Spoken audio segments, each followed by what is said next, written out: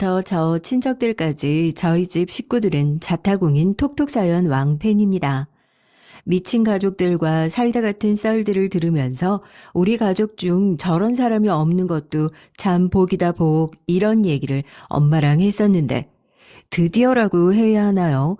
사람이 살면서 이런 어이없는 일을 한 번씩은 당해보게 되어 있나 봐요. 저한테도 톡톡 사연에 제보할 만큼 어이없고 황당한 일이 생겼거든요.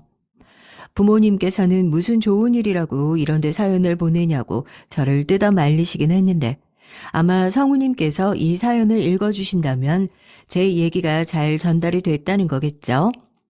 이렇게 나서서 집안 망신을 시키게 된 딸을 너그러운 마음으로 용서해달라는 말씀을 부모님께 전하면서 시작하겠습니다. 아무리 생각해도 저희 가족끼리 알고 있기엔 너무 기가 막히고 속 시원한 이야기라서요. 저희 가족들을 모르는 사람들한테도 널리 알리고 사연의 주인공이 욕도 바가지로 먹고 제대로 정신 좀 차렸으면 좋겠다 싶네요. 제가 오늘 제보할 사연의 주인공은 바로 저희 시댁입니다. 뭐 시집살이 사연이야 뻔하다 하시겠지만 아니에요. 고부 갈등보다 더 끔찍하다는 형님 동서 싸움의 주인공, 바로 저희 형님입니다. 시댁에서 일어난 갈등을 얘기하기 전에 먼저 제 소개부터 하는 게 맞겠죠. 저는 식품 공장을 하시는 부모님이 결혼하신 지 9년 만에 어렵게 낳은 늦둥이 외동딸입니다. 저희 부모님은 제가 어렸을 때부터 식품 공장을 하셨었는데 창업주의 사연을 너무 자세하게 말하면 아실 만한 분들은 다 아실 것 같아서요. 아버지가 20살 때부터 일궈오신 공장이고 지금은 식당, 군부대, 급식 업체 등 다양한 곳에 납품하고 있어요. 뭐 조미료도 하고 전자레인지에 데워 먹는 국도 만들고 포장지만 봐도 나도 이거 먹어본 적이 있는데 하고 알아보시는 분들 많으실 것 같아요. 밥상 위에 올라가는 건 항상 중요하다고 생각하시는 부모님을 보면서 커왔고 저도 어렸을 때부터 막연하게 나도 크면 저 일을 해야겠다. 나도 부모님 같은 사람이 되어야겠다. 그런 생각을 했습니다. 사실 저희 아버지가 저한테 공장을 물려주실 생각이 전혀 없으셨대요. 전 처음에 저희 아버지를 오해했잖아요. 하도 욕심이 많으셔서 자기가 그렇게 힘들게 일구신 거 자식한테 절대 주기 싫으시구나 하고요. 그런 건 아니고 아버지 입장에서는 본인의 청춘을 갈아넣은 공장인데 괜히 저한테 물려줬다가 철없는 외동딸이 공장을 말아먹기라도 할까 엄청나게 걱정이셨던 것 같아요. 저희 아버지가 마음을 바꾸게 되신 결정적인 계기가 있는데 때는 바야흐로 제가 대학을 졸업하고 나서 본격적으로 식품 공장에 매일같이 무급 노동을 자처하며 출근하던 때였습니다. 아빠, 나 이렇게 매일같이 월급도 안 주면서 부려먹는 거 미안하지도 않아? 미안하면 경영 좀 제대로 알려줘. 나 아빠가 읽어놓은 농장 맨입으로 받아먹고 싶어서가 아니라 그냥 진심으로 이 일이 너무 좋아. 제대로 배워서 꼭 해보고 싶어. 말이 쉽지 이 녀석아. 이게 어떤 공장인 줄 알아? 네가 아무리 관심 있고 좋아한다고 해도 넌 이런 험한 일 절대 못해. 절대 안 돼. 차라리 월급을 달라고 해라. 계속된 저의 설득에도 아버지는 완강하셨죠. 그럼 아버지가 나중에 노안으로 판단력도 흐려지고 경영을 못할 정도가 되면 그땐 어떻게 할 거냐 물어보니까 그러면 그때는 전문 경영인이나 회사에서 오랫동안 근무하셨던 직원분에게 대표 자리를 넘길 거라고 으름장을 놓으시더라고요.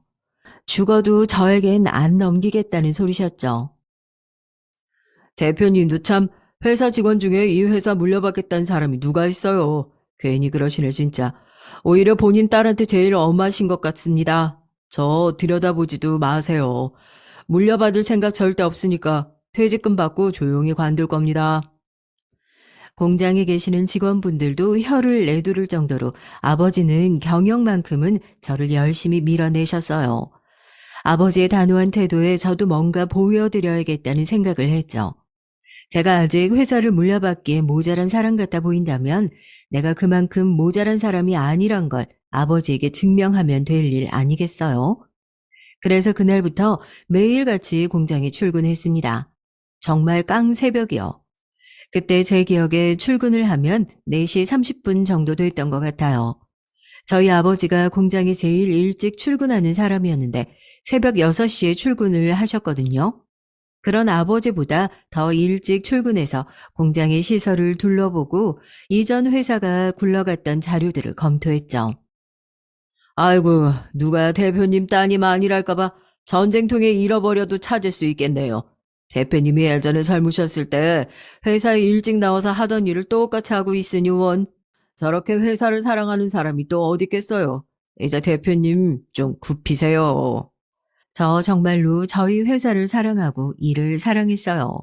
어떻게 하면 직원들이 더 편하게 일을 할 수 있을지, 어떻게 하면 효율적으로 일을 하고 생산을 늘리고 더 좋은 품질의 상품들을 개발할 수 있을지 연구부터 생산까지 분야를 가리지 않고 일이라면 불나방처럼 뛰어들고 봤죠. 그렇게 새벽까지 출근해서 공부한 내용들을 한 달에 한 번 싫다고 손사래를 치시는 아버지를 억지로 끌어다 앉혀놓고 발표까지 했습니다. 처음에는 무조건 싫다 싫다 하셨던 아버지도 경영인은 경영인이시잖아요. 시간이 지나면 지날수록 제 얘기를 허투루 들으시지 않고 실질적으로 일에다 적용할 수 있는 건 뭔지, 이건 왜 적용할 수 없는지 아닌 척 하면서 은근히 경영에 필요한 내용들을 알려주기 시작하시더라고요. 그런 저의 열정 넘치는 모습이 3년 동안 변함없이 이어지는 모습을 보면서 아버지도 드디어 마음을 열기 시작하셨어요. 경영에 관련된 내용들을 공식적으로 공유해 주기도 시작하셨고요. 그렇게 5년 차에 이사진의 승인을 받아서 대표 이사직을 승계받을 수 있게 됐습니다. 저희 회사에 계신 직원분들 근속 연수가 최소 10년부터예요. 아버지가 공장을 만들 때부터 함께 하셨던 직원분들도 계실 정도죠. 어린 나이에 회사 대표의 딸이라는 이유로 회사를 물려받는 것 자체가 굉장히 고깝게 보일 수도 있겠지만 제가 또 누구예요. 그런 소리가 절대 들리지 않게끔 제 열정으로 다 커버했습니다. 회사에 오래 계신 이사진 분들도 제가 뼈 빠지게 노력하는 모습을 보고 아, 저 자식은 아버지의 공을 날로 주워먹는 낙하산 대표가 아니라 진짜 일을 좀 할 수 있는 녀석이구나 인정해 주시게 됐고 한동안 그렇게 제 관심은 오로지 회사, 일 이렇게 두 개뿐이었습니다. 아버지가 땅을 고르고 갈고 씨를 뿌려주신 회사에서 제가 어떻게 꽃을 피우고 열매를 맺을지 온통 제 관심은 거기에 쏠려 있었어요. 이런 말씀 들어보셨나요? 부모님의 욕심은 끝이 없다고요. 태어나고 나면 건강하게 자라라. 건강하게 커서 학교 다닐 땐 공부 열심히 해라. 공부 열심히 해서 학교 졸업하고 나면 얼른 결혼해라. 얼른 결혼하고 나면 애 낳아라. 애 낳고 나면 또 그 애한테 공부 열심히 해라. 부모님 잔소리는 원래 끝이 없다고요. 저도 그랬습니다. 경영진으로서 최선을 다했고 그래서 최선을 다 해내고 있다고 생각했는데 그러고 나니까 이제 경영진이 아니라 딸로서 최고가 되길 바라시는 것 같더라고요. 애 일 좀 그만 시켜요. 일을 저렇게 시켜야 되니까 애가 이 나이 먹도록 아직 결혼할 생각을 안 하는 거 아니에요. 나 쟤 혼자 늙어가는 꼴 보면서 절대 눈 못 감아요. 아주 관짝에 나 두 눈 징그럽게 부릅뜨고 있는 꼴 보고 싶으면 둘이 퇴근하고 나서도 그렇게 머리 맞대고 일 얘기만 하고 있어요. 엄마는 갑자기 왜 징그럽게 관에 눈 뜨고 들어간다는 소리를 해. 웃겨 진짜. 웃겨? 예, 나는 네가 지금 결혼 안 하고 있는 이 상황이 더 웃겨 죽겠다. 너 이러다 아주 결혼 안 하냐고 물어보면 엄마, 나는 일이랑 결혼했어 이러겠다. 어? 매주 주말에 네 친구들 결혼식을 그렇게 쫓아다니면서 넌 느끼는 것도 없어? 언제 결혼해서 언제 애 낳고 언제 키울 거야? 소개팅 해달라고 말하기가 창피하면 선이라도 좀 나가서 보든가. 어머니 잔소리에 아버지도 눈치가 보이시는지 슬며시 자리를 피하고 저만 사면 초가인 상황이었죠. 당시에 저랑 친하게 지내던 친구가 3명 있었는데 다들 조금 이른 시기에 결혼을 한 편이었거든요. 가족들끼리도 다 친한 사이였고 특히 엄마들끼리는 같이 교회를 다니는 사이라서 주말마다 아주머니들이 사위 자랑을 하는 게 엄마 입장에선 그렇게 배가 아프셨나 봐요. 더군다나 결혼을 해야 하는 딸은 매일 퇴근을 하고 돌아오면 자기 아버지랑 머리 맞대고 일 얘기나 신나서 하고 있으니까요. 이러다 결혼 안 한다고 드러눕기라도 할까 싶어서 전전긍긍하셨던 거죠. 엄마 말대로 제가 이 나이 먹고 친구들한테 소개팅을 시켜달라고 하는 것도 민망한 상황이고, 이제 어디 회사 직원도 아니고 회사 대표식이나 된 상황이라서 괜히 소개를 받아 나간 자리에서 잘 안 되기라도 하면 그건 그거 나름대로 또 민망한 상황이 연출되니까 들어오는 소개도 다 마다하고 있는 상황이었는데 이제 정말 피할 수가 없겠다 싶더라고요. 결국 엄마의 성화에 못 이겨서 선을 몇 번 보러 갔습니다. 톡톡 사연에도 저랑 비슷한 위치에 계신 분들이 종종 선본 얘기를 올린 걸 제가 들은 적이 있거든요. 다들 비슷한 고민들을 하고 계신 것 같아서 저 그 사연들 보면서 너무 공감됐었잖아요. 사실 제가 너무 철없고 꽃밭 같은 생각을 하고 있는 걸지도 모르겠어요. 선을 본다는 게 당연히 서로의 배경을 어느 정도 보고 재고 따지고 하면서 우리 집안이랑 내 배경이랑 잘 맞겠다는 생각으로 나가는 거잖아요. 그런데 저는 왜 그렇게 선을 볼 때마다 제 배경만 바라보는 상대방이 싫고 답답한지, 이거 제가 철이 없는 거 맞죠? 제가 남편을 만나기 전까지 결혼정보회사, 저희 엄마 통해서 선만 7번을 봤어요. 이 정도면 어디 나가서 식품 전문가라고 소개할 게 아니라 선 전문가라고 소개해도 될 판이었죠. 부동산에 집 보러 나온 사람들 채점표만 안 들고 있었다 뿐이지 엄청나게 매서운 눈으로 선을 빙자해 저를 평가하는 사람들에게 지칠 대로 지쳐있는 상태라서 더 이상 선을 보고 싶은 마음도 없었지만요. 그런 지친 마음보다 더 무서운 게 바로 저희 엄마였습니다. 주말마다 눈을 시퍼렇게 뜨고 저를 지켜보고 있는 엄마를 보면서 이젠 선을 그만 보고 싶다고 말도 못하는 상황이었죠. 이거 받으세요. 우선 이건 저희 집 하객 리스트고요. 이 뒷장은 해오실 수 있는 혼수 리스트예요. 혼수는 2세트씩 해서 신혼집에 한 세트, 저희 집에 한 세트 이렇게 하시면 됩니다. 죄송한데 제가 결혼하겠다는 말을 했었나요? 그걸 전제로 자리에 나오신 거 아닌가요? 황당하죠. 이것뿐이게요. 아버지가 유명한 법조인이라는 맞선 상대에게는 서로 현금, 비현금 자산 내역을 오픈하자는 요청을 받기도 했죠. 제가 선볼 때만 이렇게 이상한 사람들이 나오는 건지, 가진 게 많은 사람들은 한 푼이라도 손해보기가 싫어서 원래 이렇게 선을 보는 건지 모르겠지만, 어느 순간 저도 기계처럼 선자리에 나가서 서로 가진 것들을 확인해보는 이 일련의 과정들이 너무 지치고 지겨운 거예요. 결혼이 대체 뭐라고요? 엄마, 내가 생각을 해봤는데 말이야. 일과 사랑에 빠진 여성 CEO들을 이런 타이틀도 괜찮지 않아? 요즘 비혼주의 이런 것도 있다는데 오히려 여자들 사이에서 지지받지 않을까 싶기도 한데. 복장 터지는 소리 하지 마, 진짜. 엄마가 너 선봤던 사람들 목록 안 본 줄 알아? 다들 어디 하나 빠진 데 없는 사람들이더구만. 아, 왜 이렇게 까다롭게 구니? 엄마 닮았으면 그렇게 눈이 높을 리도 없는데. 엄마가 요즘 너 때문에 걱정돼서 여기 주름 늘어난 거 봐라. 적당히 내 일에 터치 안 할 것 같다 싶은 사람과 명목상 서류상으로라도 결혼을 해야 하나 고민하고 있던 시기에 또 엄마가 물어온 새로운 선자리가 들어왔어요. 그런데 이번엔 좀 달랐습니다. 그냥 시간이나 때우다가 오라며 소개해준 자리였죠. 교회 집사님 지인이래. 나이도 비슷하고 무슨 플랫폼 회사 대표라던데 들어보니까 그 집 아들도 어마어마한 일 중독이라더라. 서로 관심 없을 거 뻔해서 또 둘 다 접시에 코만 받고 밥만 먹고 들어올 거 뻔한데 그래도 그렇게 들어온 걸 어떻게 거절하니? 이번 주는 그냥 엄마 면 살려주려 한번 나갔다 와. 그렇게 엄마 면 살려주러 나간 선자리에서 결혼 상대를 만나게 될 줄 누가 알았겠어요. 저보다 2살 위인 남편은 저와 달리 자수성가로 회사를 꾸렸다고 하더라고요. 마음 맞는 친구들과 대학생 때 동업으로 시작한 일인데 사업성을 인정받아서 지금은 국내 해외 할 것 없이 거액의 투자 유치를 받아 이제 막 커지고 있는 회사의 대표였습니다. 처음엔 정말 시간을 때울 생각이었어요. 이런 스타트업 회사 대표들이 보통은 그렇거든요. 졸부 스타일이라고 해야 하나? 한 번에 확 커서 겉멋만 잔뜩 들어있고 실속 없는 사람들을 많이 봤거든요.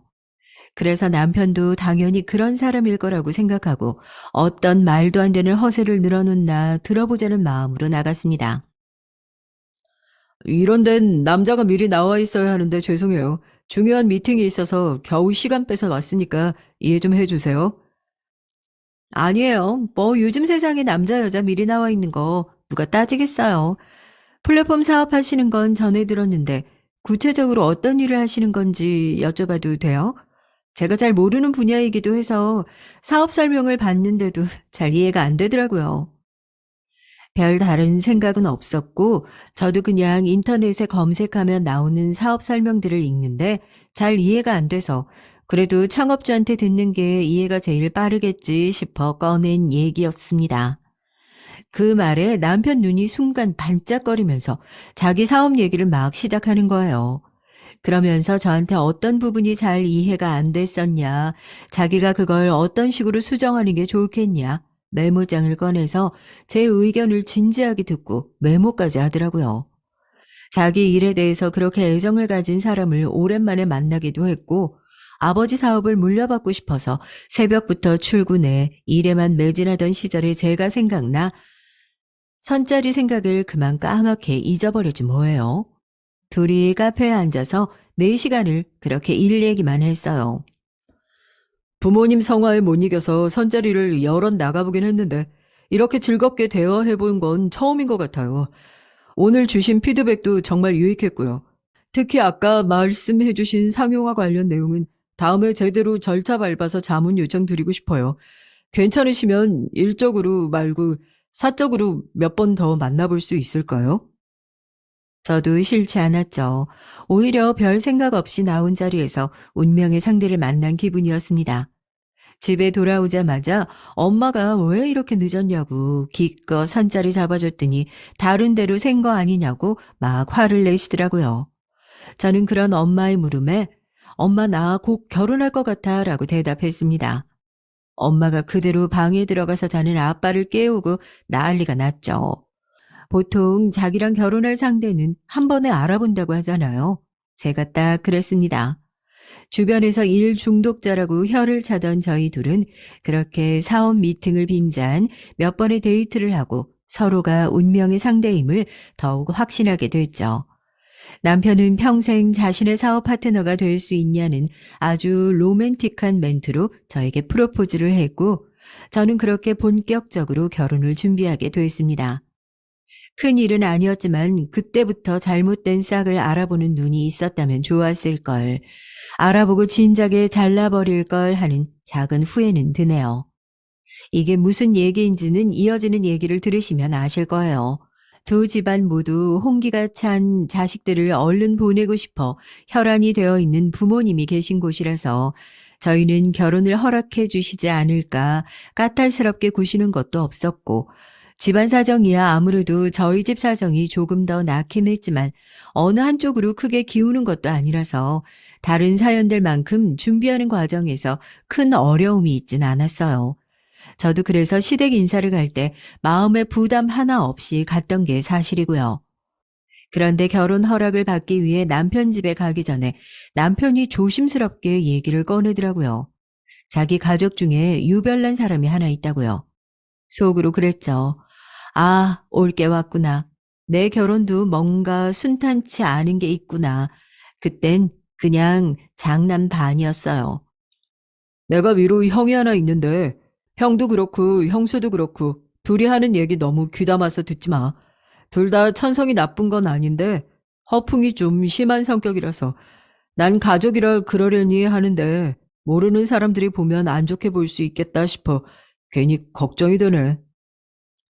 이제 나도 가족이 될 사이인데 천성이 나쁜 게 아니면 그 정도야 웃으면서 넘어갈 수 있어. 걱정하지 마.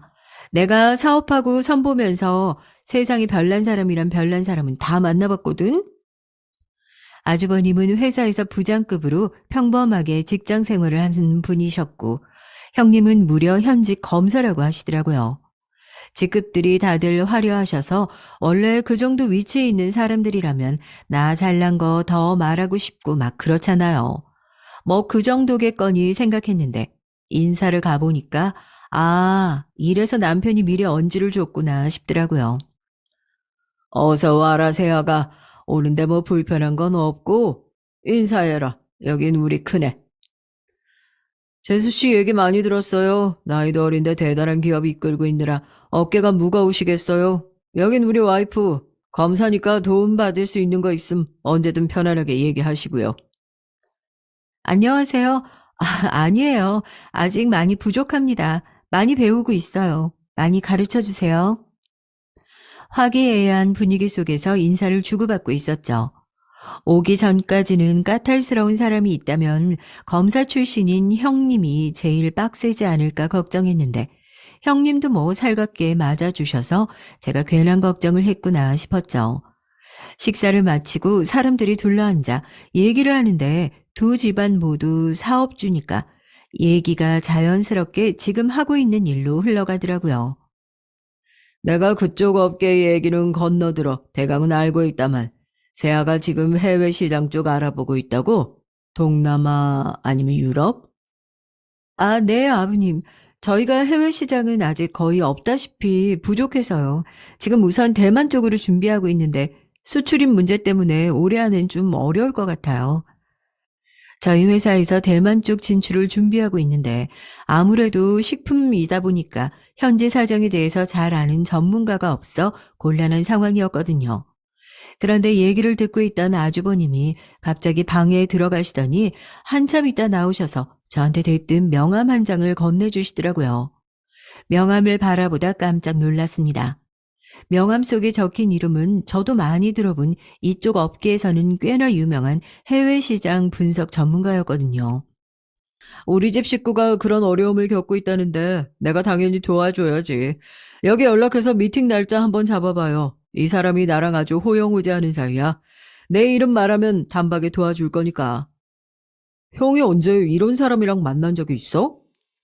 아, 있어, 자식아. 형이 예전에 평생교육원 최고과정 다닐 때 알던 지인이랑 한 달이 건너 아는 사이야. 같이 술도 마시고 했다니까 그러네. 좀 미심쩍어 하는 남편의 눈치에 저도 살짝 의심을 했죠. 인사를 오기 전에 남편한테 들었던 얘기가 있잖아요. 아주버님이 허풍이 좀 심한 성격이라고요.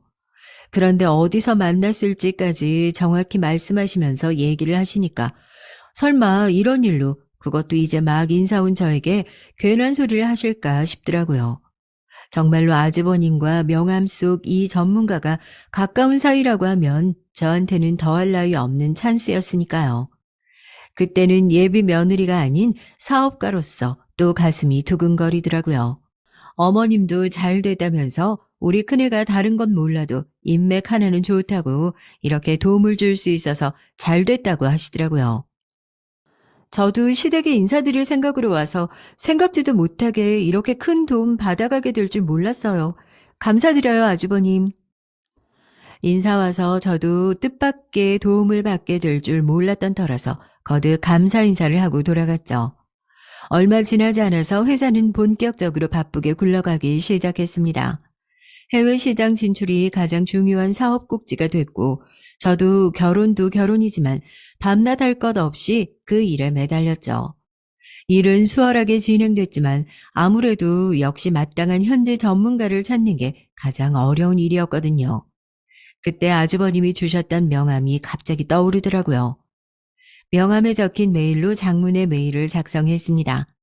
아주버님 소개를 받아 연락을 하게 됐다는 얘기부터 제가 추진하고 있는 사업들과 앞으로 구상하고 있는 일의 그림까지 구체적으로 적어 보냈죠. 그런데 일주일이 지나도 메일을 읽었다는 표시가 뜨는데 답이 없더라고요. 마음이 조급해져서 남편한테 얘기를 꺼냈습니다. 왜 지난번에 대만 시장 진출 건으로 아주버님이 소개시켜 주신 현지 전문가 있잖아. 내가 안 그래도 메일 보냈거든. 메일 분명 읽으신 것 같은데 아직까지 별다른 회신이 없어서 혹시 다른 일 진행 중이라 수락을 못 하시는 건지 아주버님 통해서 한번 알아봐 줄 수 있어? 안 되면 우리가 빨리 일정 조율해 봐야 할 것 같아서. 남편이 그 자리에서 바로 아주버님에게 전화를 하니 본인이 지금 바로 연락해 보겠다고 하시면서 호탕하게 웃으시는 소리가 수화기 바깥까지 쩌렁쩌렁 들리더라고요. 아주버님이 미리 언제까지 해 주셨으니까 저도 어느 정도 예의를 갖췄다고 생각해 명함에 적힌 연락처로 문자를 보냈습니다. 안녕하세요. 지난번에 메일 드렸던 땡땡기업 대표입니다. 통화 가능하신 시간 알려주시면 전화로 구체적인 내용 말씀드리고 상의하고 싶어요. 문자를 보낸 지 얼마 지나지 않아 바로 전화가 오더라고요. 설레는 마음으로 전화를 받았지만 상대방의 반응과 내용은 황당 그 자체였습니다. 땡땡기업 대표시라고요? 땡땡기업은 일 처리를 이렇게 하십니까? 제 번호는 어떻게 하신 거예요? 아, 친한 지인분이라고 소개해 주셔서 대만 시장 분석 관련해서 여쭤보고 싶어서 연락드렸거든요. 메일을 보냈는데 답이 없으셔서요. 제가 연락드리라고 미리 언지를 주신 걸로 알고 있는데요. 무슨 소리예요? 처음 듣는 이름인데. 지금 전화 주신 분이 땡땡기업 대표님은 맞으신 겁니까? 잔뜩 날이 서 있는 상대방의 말투에 저도 당황했지만 아주버님 성함을 말씀드리면서 상황을 설명했습니다. 그런데 상대방은 아주버님의 이름을 듣고 처음 듣는 이름이라면서 황당하다는 반응이었죠. 오히려 황당한 건 저였어요.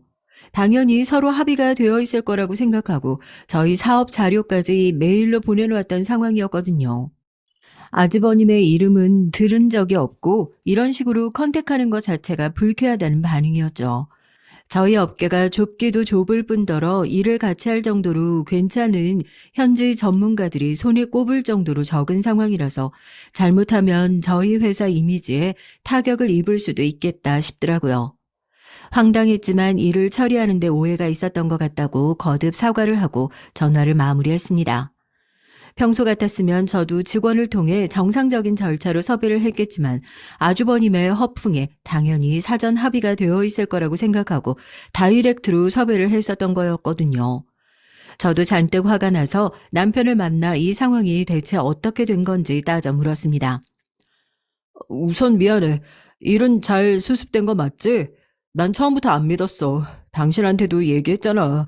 분명히 행사 같은 데서 단체로 교환한 명함 따로 챙겨놨다가 허풍 떤 걸 거야.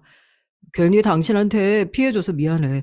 얘기해봤자 자기가 착각한 것 같다고 뻔뻔하게 나올 게 뻔해. 형이랑 형수는 되도록 엮이지 마. 엮일 일 없도록 나도 중간에서 잘 처신할게. 그제서야 남편이 했던 얘기들이 이해가 되더라고요. 어이없고 황당했지만 남편 얘기가 정말 사실이라면 그런 사람들과는 얽히지 않는 게 상책이라는 남편의 말이 정답이었습니다. 그래서 저도 그 얘기를 아주버님께 다시 따져 묻지 않았어요. 저희는 예상대로 결혼을 했고 가까운 가족이 되고 나니까 아주버님과 형님의 허풍이 더욱 잘 보이더라고요. 대개 이런 식이었습니다. 뭐 이런 기업에 대규모로 투자를 유치할 계획이다. 얘기를 장황하게 해서 듣다 보면 솔깃하거든요. 나중에 알고 보면 그 기업 주식을 좀 산 정도? 옷깃만 스쳐도 인연이라고 어쩌다 인사 한번 하면 저한테 소개해준 그 사람처럼 본인이랑 잘 아는 사이다. 호영호재하는 사이다. 그렇게 얘기를 하고 다니시더라고요. 저도 꽤나 큰 기업 대표이다 보니까 혹시라도 밖에서 저에 대한 얘기를 하고 다니진 않을까 걱정될 정도였습니다. 형님은 어땠냐고요? 사람은 끼리끼리 만난다는 얘기 있잖아요. 형님도 뭐 똑같은 사람이었습니다. 동서 회사 감사 나왔을 때 연락해. 저희 감사요? 갑자기 저희 감사는 왜요, 형님? 왜긴 왜야. 감사 때 검사 한 명 있는 거랑 없는 거랑 그거 천지 차이다. 동서가 젊은 나이에 회사 물려받아서 아직 모르는 게 맞나 본데 검사가 회사 뒤에 봐주고 있다. 이런 소문 한번 나기 시작하면 그 회사는 사람들이 함부로 못 건드리는 거야. 내가 동서 가족이니까 이렇게 신경 써주는 거지. 복 받은 줄 알아야 돼. 아, 네. 신경 써주셔서 감사해요, 형님. 저희 회사에도 법무팀은 있으니까요. 필요하면 제가 말씀드릴게요. 언제부턴가 형님은 저희 회사 법무팀은 연봉이 얼마냐, 사람은 몇 명이나 쓰냐, 그 인력 반으로 줄이고 그 돈으로 검사 한 명만 세워놔도 변할 거다. 은근히 압력 아닌 압력을 주시는 것 같아서 제가 애둘러 거절할 정도였습니다. 집안에 그렇게 피곤한 가족이 한 명 있어도 골 때리는데 부부가 쌍으로 그러니까 얼마나 짜증났겠어요. 그런데 저희 둘 다 일 때문에 워낙 바쁘기도 하고 가족 모임이 아니라면 아주버님과 형님과 부딪힐 일이 크게 없기도 했어요. 저런 성격이 불편하긴 하지만 또 딱히 저희한테 직접적으로 크게 피해 주는 것도 없으니까 일단 최대한 피하고 보자는 심산이었습니다. 그런데 그렇게 열심히 피하고 피해도 언젠가 터질 문제는 터지더라고요. 제가 사연을 쓰게 된 계기이기도 한데요. 몇 달 전에 갑자기 전화가 울리기에 보니까 저희 형님이더라고요. 또 전화로 무슨 쓸데없고 골치 아픈 소리를 하려나 싶어서 받기도 전에 전화만 보는데도 짜증이 확 밀려왔지만 급한 일인가 싶어서 우선 받고 봤죠. 동서, 나 지금 동서 회사 앞인데 약속 없으면 대표 미팅 어렵다고 로비에서 사람을 막잖아? 좀 나와 볼래? 명색이 그래도 제가 회사 대표잖아요. 저희 남편도 일적으로 저 만날 일이 있으면 최소한 3일 전에 제 스케줄 다 확인하고 그렇게 갖춰서 약속 잡고 와요. 그런데 전화해서는 다짜고짜 만나러 왔으니까 로비로 나오라고 하는 형님의 얘기에 어이가 없었습니다. 대체 무슨 일이냐? 전화로 말씀하셔라 해도 전화로 할 얘기가 아니라고 일단 로비로 좀 나오라네요. 어쩔 수 없이 입구로 나가니까 저 멀리서도 형님인 걸 알아보겠더라고요. 입구에서 저희 경비 직원이랑 실갱이 중이었어요. 얼른 뛰어가서 직원이 아니라 형님을 뜯어 말렸습니다. 동서, 아저씨, 내가 말했죠? 여기 대표가 내 동서라고. 현직 검사한테 이런 취급하고도 아저씨가 무사할 것 같아? 내가 동서 얼굴 봐서 이번 한 번만 참고 넘어가는 줄 알아. 내가 누군 줄 알고 진짜. 아저씨 죄송해요. 이 형님 여기서 이러시면 저도 그렇고 형님도 곤란하시잖아요.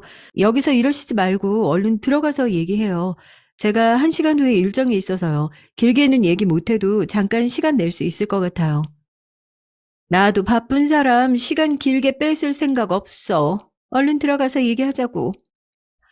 회사에 찾아왔을 때부터 좋지 않은 일이라는 건 어느 정도 예상했다만 입구에서부터 난동을 피우고 있는 형님의 모습을 보니까 그제서야 제가 결혼을 했다는 게 실감이 나더라고요.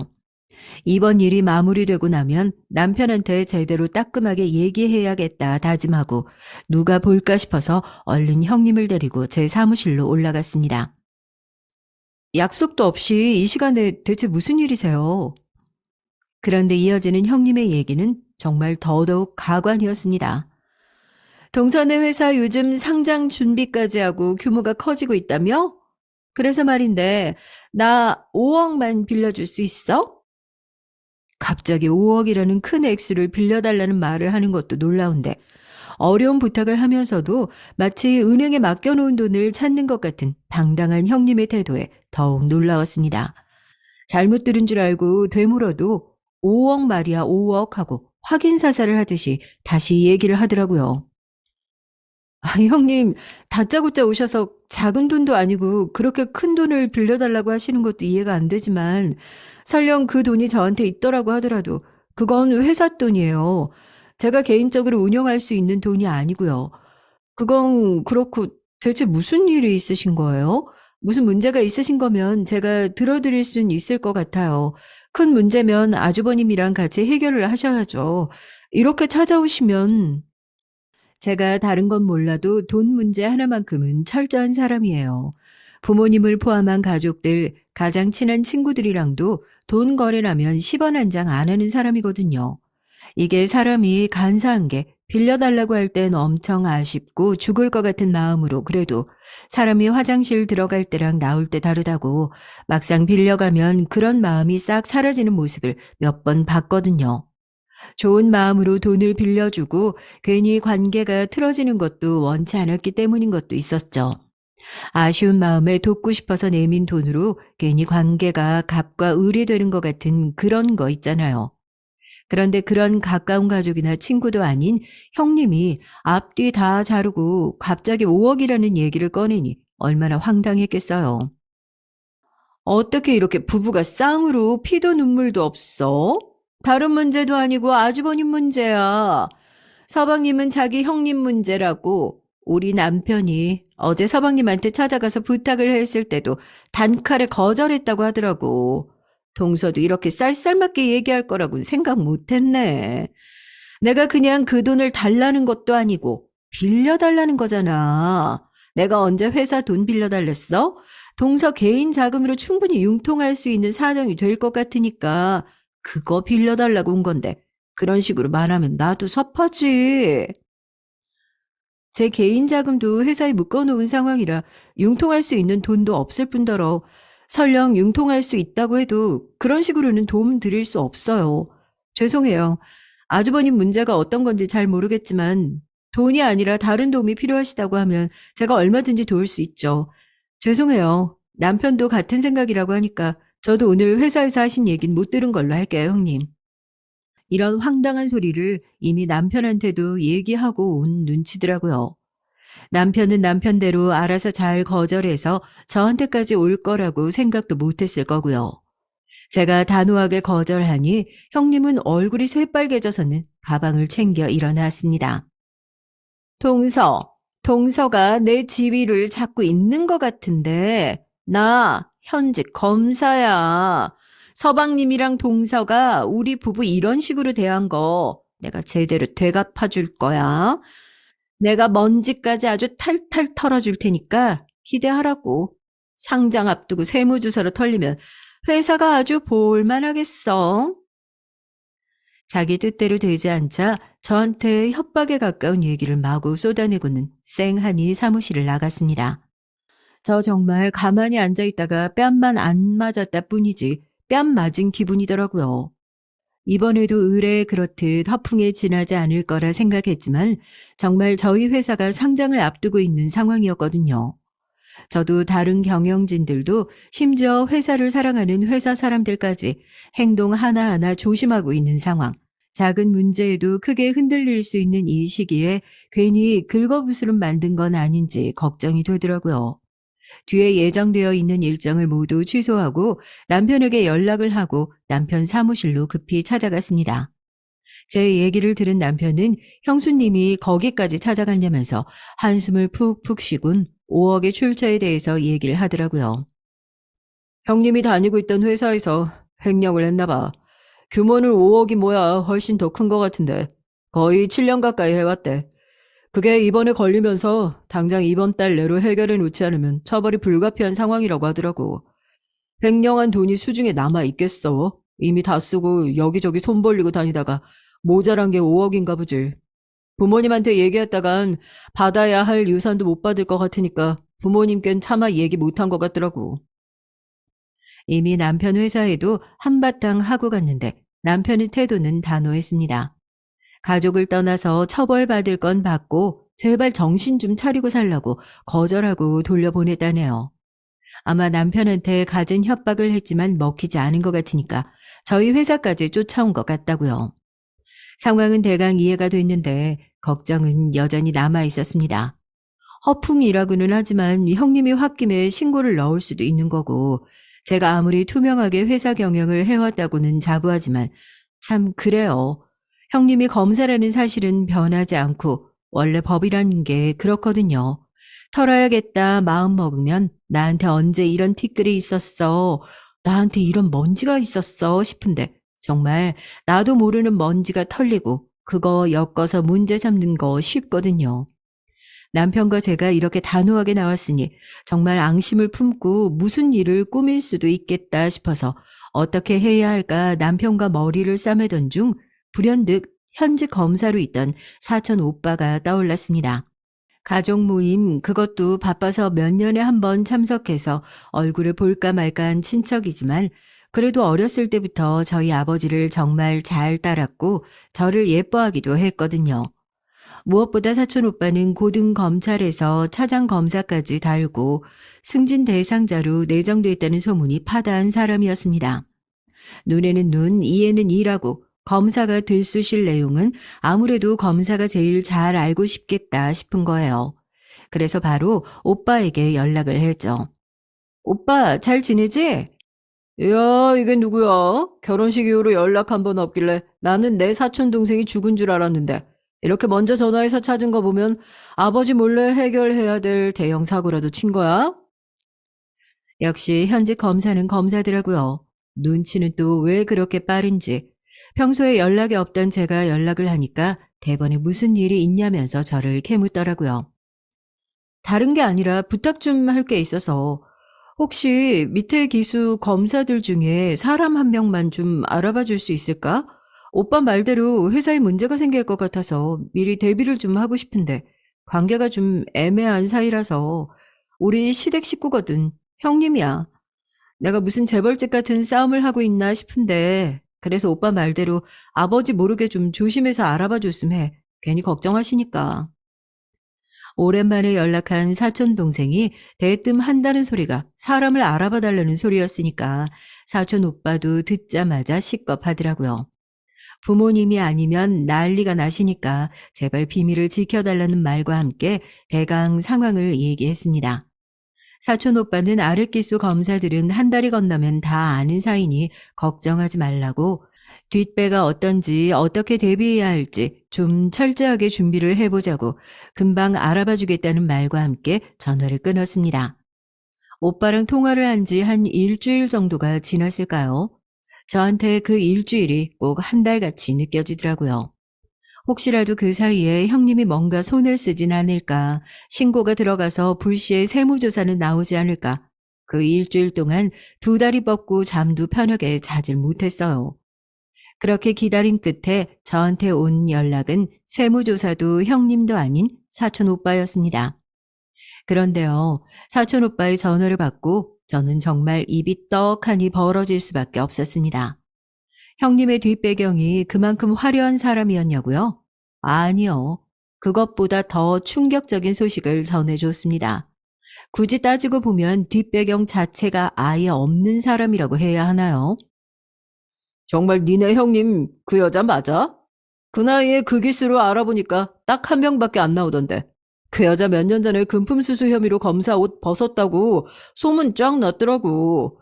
우리도 어지간히 큰돈 아니고 큰일 아니었으면 덮었겠지. 나도 그 기수 일은 잘 모르는데 그 일은 하도 크게 말이 나와서 어렴풋이 알고는 있거든. 후배 통해서 좀 자세히 알아보니까 그동안 해먹은 게 한두 개가 아닌 것 같더라고. 분위기 보니까 니네 시댁 쪽에서도 전혀 모르고 있는 거 아니야? 몇 번이나 다시 확인해 봤지만 형님은 검사직에서 면직 처리된 게 확실하답니다. 사촌 오빠가 들려준 사건의 전말은 이랬어요. 형님은 몇 년 전부터 재판 때마다 뒤를 봐주겠다는 약속을 하고 그걸 대가로 거액의 금전을 받았대요. 그런데 실제로 뒤를 봐줬다면 이 사건이 그렇게 공론화될 일도 없었겠죠.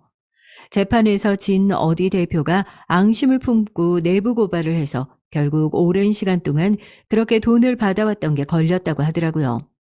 덮어주기엔 너무 크고 사건 강도가 심해서 결국 댕강 잘려나갔다고요. 사촌 오빠 얘기를 듣고 나서 바로 남편에게 이 얘기를 전했습니다. 남편 역시 전혀 모르고 있었다고 처음 듣는 얘기라고 하더군요. 결혼 이후로 검사직에서 옷을 벗은 거니 아마 가족들 모두를 속이고 있었던 것 같더라고요. 그런 주제에 감히 저한테 찾아와서 뻔뻔하게 자기 직위를 들먹거리면서 저한테 협박을 했다는 사실을 생각하니 기가 차고 우습더라고요. 오빠의 연락을 받은 지 얼마 지나지 않아 기다렸다는 듯이 형님에게서 다시 연락이 왔습니다. 하지만 이미 펜은 제가 쥐고 있었던 상황이었으니까요. 저는 형님에게 당당히 사무실로 오셔라. 밖에서 할 얘기가 아닌 것 같으니 조용히 얘기하자고 형님을 사무실로 불렀습니다. 사무실에 찾아온 형님은 여전히 당당한 표정이었어요. 아마 제가 세무조사 때문에 잔뜩 겁을 집어먹고 당연히 형님이 하신 제안을 수락할 거라고 생각한 모양이었습니다. 그렇게 철석같이 믿고 있는 꼴이 바보 같고 웃기더라고요. 저도 굳이 처음부터 제가 들은 얘기를 꺼내지 않고 대체 이번엔 어떤 수작질을 부릴까 드러나 보자고 하고 의자에 앉았습니다. 동서, 사무실로 와서 얘기하자는 건 지난번에 내가 말했던 제안 받아들이겠다는 뜻으로 이해해도 되겠지? 가족끼리 싸우는 거 나도 참 추잡하다고 생각해. 나도 그날 기분 많이 상하고 가족이고 뭐고 상관없이 동서 제대로 한번 파볼까 하다가 가족이니까 마지막으로 기회를 주는 거야. 대신 나도 돈값은 확실히 하는 검사거든. 그 돈 받고 동선의 회사 뒤는 확실하게 봐줄 테니까 그런 걱정은 안 해도 돼. 소파에 앉아서 거만하게 다리를 꼬고 있는 형님은 한치 자기 앞날을 생각도 못하고 뻔뻔한 표정으로 저를 협박하려 들더라고요. 저는 이제 더는 들을 것도 없다 싶어서 자리에서 조용히 일어나 형님을 내려다 봤습니다. 옷 벗은 검사가 무슨 수로 뒤를 봐주시려고요? 형님, 저희 사촌 오빠가 차장검사예요. 형님 그 바닥에 소문 쫙 났던데요. 뒷돈 받아서 잘린 검사라고. 아직도 사기꾼 기질 못 버려서 저한테 사기치러 오셨나 본데 꿈 깨세요. 제가 그렇게 만만해 보이세요? 제 얘기에 형님은 아차하는 표정을 짓더니 얼굴이 하얗게 질려서 소파에서 스르르 내려와 제 앞에 무릎을 꿇고 싹싹 빌기 시작하더라고요. 이렇게 말 한마디에 아무런 힘도 못 쓸 사람이면서 그동안 저랑 남편을 그렇게 협박했다고 생각하니 속이 부글부글 끓었습니다. 동서, 아니야. 동서가 뭔가 오해가 있는 것 같은데 잠깐 내 말 좀 들어봐, 동서. 그거 판결이 잘못 난 거야. 5억 얘기는 동서가 못 들은 걸로 해주고 동서 제발 부탁인데 어머님 아버님한테는 이 얘기 하지 않아주면 안 될까? 왜 아직도 사기칠 게 남았어요, 형님? 아니, 형님도 아니지. 제발 정신 차려, 이 여자야. 이제 내 돈 못 받을 것 같으니까 어머님, 아버님 유산이라도 손대보려고 하는 거야? 뻔뻔하게 돈을 요구할 땐 언제고 제 말에 무릎을 꿇고 울며 불며 제 다리를 붙들고 한 번만 봐달라. 제발 가족들한테 비밀로 해달라. 사정을 하더라고요. 평소였으면 자기 처지를 정말 알리기 싫어서 이러는구나. 참 딱하다고 생각했을 텐데 그동안 해온 것들을 보면 이것 역시 자기 상황이 알려지고 나면 시부모님 유산을 못 받을 것 같으니까 술을 쓰고 있는 것으로밖에 안 보이더라고요. 사촌 오빠가 아니었더라면 이 여자의 사기 행각을 전혀 모르고 저 역시도 당할 뻔했으니 얼마나 다행이에요. 경비팀 밖에 있어요? 들어와서 이 여자 당장 끌어내요. 더 말을 섞고 싶지도 않더라고요. 밖에 있는 경비팀은 쏜살같이 들어와서 사기꾼을 제 사무실에서 바로 끌어냈습니다. 그 뒤로 제 전화기는 불이 났죠. 아주버님과 형님이 번갈아 가면서 미친 듯이 전화를 하고 전화를 받지 않으니까 카톡이며 문자며 폭탄을 남기더라고요. 제발 가족들에게는 말하지 말라달라는 사정이었지만 일이 일인 만큼 시댁 식구들에게 빠르게 이 사실을 알렸습니다. 시부모님께서도 큰 충격을 받으셨지만 현명하신 분들인 만큼 빠른 판단을 내리셨죠. 세아가 고생 많았다. 정말 세아가가 아니었으면 우리도 첫째 내외한테 눈 뜨고 코 베일 뻔했구나. 검사 타이틀 앞세워서 여기저기 일 벌리고 다닌 게 한둘이 아닐 텐데. 집안에 잘못된 사람이 나머지 식구들 속을 썩히면 잘라내는 게 맞지. 아주버님과 형님은 지금 이혼 절차를 밟고 계세요. 둘도 없는 부부인 줄 알았는데 그것도 아니었나 봐요. 나눌 재산인지 빚인지는 모르겠지만 어쨌든 재산 분할로 협의 이혼이 아닌 이혼 소송을 준비하고 있고 아버님 어머님도 아주버님 횡령 사실을 알게 되셨지만 한 푼도 도와주지 않으시겠다는 입장입니다. 오히려 호적을 팔 수 없는 게 한이라고 불같이 화를 내시더라고요. 팔은 안으로 굽는다고 자식이니까 감싸지 않을까 하는 생각이 있었거든요. 거기다가 아주버님은 장남이잖아요. 어머님 아버님도 형님은 단호하게 잘라냈지만 아주버님은 차마 뭐 그러시지 않을까 생각했는데 그건 저의 괜한 기우였더라고요. 아버님이 그 얘기를 듣자마자 가장 먼저 하신 일이 뭔 줄 아세요? 작성된 유언장부터 고치셨습니다. 유언장에 들어가 있는 아주버님 이름을 싹 다 빼버리시고 그 돈은 사회에 환원하겠다고요. 그렇게 미꾸라지 한 마리, 미꾸라지 두 마리가 온 웅덩이를 흐리게 만들 뻔한 사건은 미꾸라지를 웅덩이 밖으로 빼내는 것으로 잘 마무리됐습니다. 저희 호수는 다시 잔잔해지고 맑아지고 있는 중이에요. 사기꾼들이 판을 치는 세상이지만 사기는 언젠가 밝혀지고 벌을 받게 된다는 거, 저희 아주버님, 형님을 포함한 사기꾼들이 알고 정신 좀 차렸으면 싶네요. 안녕하세요. 저는 결혼 3년 차의 30대 여성입니다. 원래는 공연계에서 일을 하다가 지금은 사회복지사 자격을 취득하고 아동복지에 관한 일을 하고 있죠. 학창 시절부터 연극과 뮤지컬에 관심이 많았던 저는 제 손으로 전 연령대가 사랑할 수 있는 작품을 무대에 올리는 것이 꿈이었습니다. 그래서 대학에서 공부를 마치고 영국으로 건너갔죠. 지금의 남편을 만난 것도 영국에서였습니다. 교환학생으로 왔던 남편과 우연히 같은 건물에서 새들어 살고 있었죠. 남편은 유쾌하고 재미있는 사람이었어요. 무엇보다도 공연에 대한 저의 열정을 공감하지는 못하더라도 이해해주는 사람이었답니다. 사실 제 꿈을 얘기하면 다들 언제 이럴 수 있겠냐고 하거나 현실도 모르고 꿈속에서 살고 있다고 말하는 사람들이 대다수였거든요. 대학 졸업하자마자 영국으로 간다고 했을 때 하나뿐인 언니는 제게 어릴 때와 다름없이 뇌 속이 꽃밭이라고 비난했죠. 하지만 남편은 제 얘기를 듣고 다른 반응을 보였어요. 그런 꿈을 꾸고 그 꿈을 위해서 행동으로 옮길 수 있다니 진짜 존경스럽네요.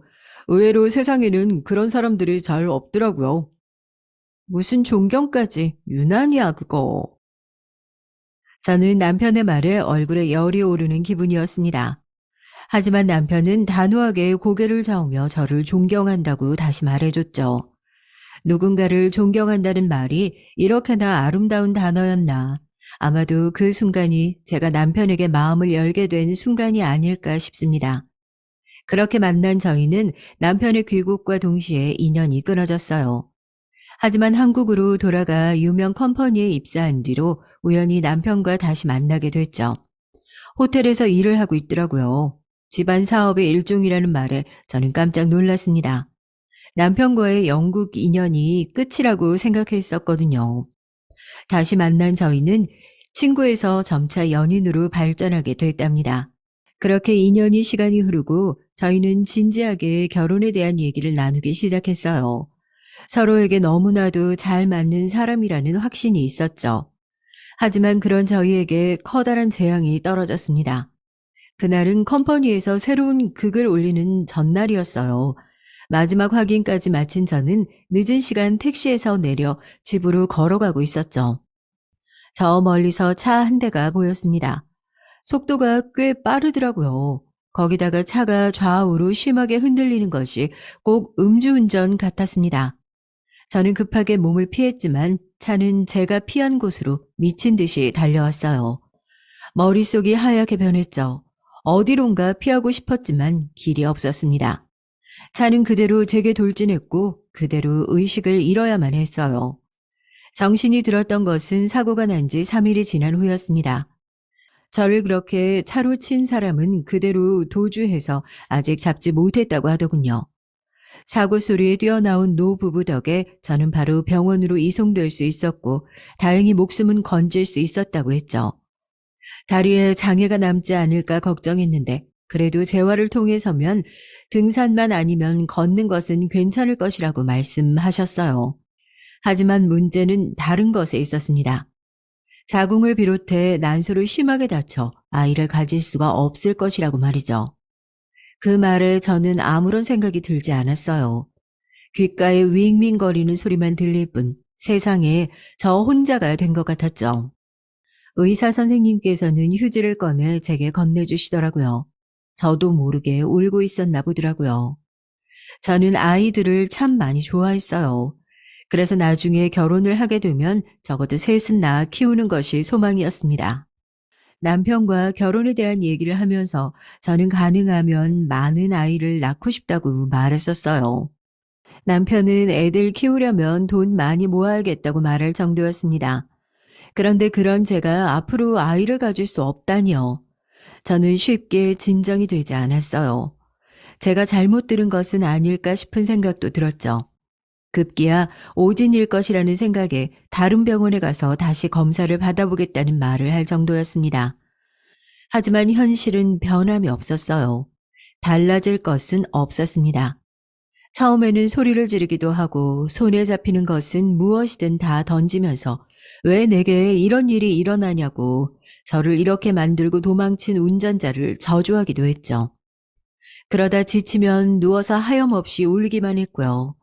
나중에는 울고 싶지 않았지만 그냥 눈물이 계속 흘렀고 그러다 제 몸속에 있는 수분이 거의 다 빠져나가 더 이상 울 힘이 남아있지 않을 정도가 되어버렸답니다. 남편은 그런 저를 묵묵하게 견뎌줬어요. 며칠을 그렇게 보낸 저는 겨우 정신을 차릴 수 있었습니다. 그리고 그동안 곁에 있어준 남편에게 헤어지자고 말을 했어요. 헤어지자니? 우리가 왜? 갑자기 그게 무슨 소리야? 그럼 나랑 결혼을 할 생각이었어? 내 꼴을 보고도? 네가 어때서?